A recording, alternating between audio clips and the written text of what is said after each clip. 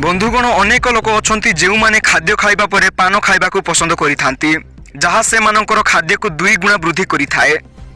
पान खाइबा द्वारा जंत्रणार मुक्ति पाइबारे साहाय्य करिथाए। आज आम आपनकु पान खाइले केउ केउ फायदा मिली थाए और एहार सेवन किपरि करिले शरीर को फायदा मिली थाए सही विषय रे कहिबाकु जाउछु।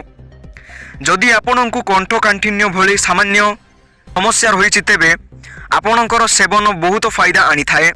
सेतिपाई सकाळु खाली पेटरे उत्तम पानी रे पानपत्र भिजाई एहार सेवन करिपारिबे। पानपत्र रे एंटीसेप्टिक गुण रही थाए। जदि पाद फुली थाए तेबे सकाळु खाली पेटरे पान खाइले बहुत फायदा मिली थाए। जदि आहत बा गोड़े आघात लागिछि तेबे पानपत्र को सही जगार लगाइले तुरंत भल होई थाए।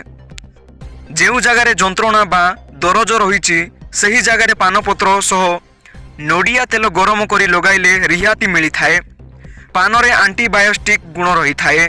जदि आपणकर अधिक काश हेउछि तेबे गोटिए बा दुईटी आपणकु भल भाबे चबाई एहार रस को धीरे धीरे पियंतु। एमिति करिबा द्वारा काश तुरंत भल होई थाए।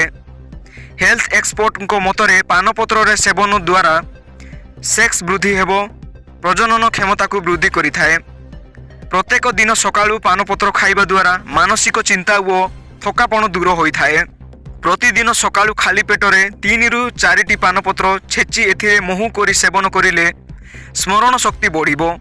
जदि मुंड बिंधा अधिक हेउछि तेबे मुंडरे पानपत्रर रस लगाइले एहा दूर होई थाए। पानपत्र चबाई खाइबा द्वारा दांत मजबूत हेबा सह पाइरिया भली समस्या हुए नाही। जदि दांत बिंधा हेउछि तेबे पानपत्र को फुटाई एहार पानी कुली करिले रिहाती मिली थाए। मुहरे व्रण बा पिंपल्स दूर करिबा पई पानपत्र विशेष सहायक होई थाए। 4 रु 5टी पानपत्रर रस बाहर करी एथिरे हळदी मिसाई मुहरे लगाइले स्किन समस्या मध्य दूर होई थाए।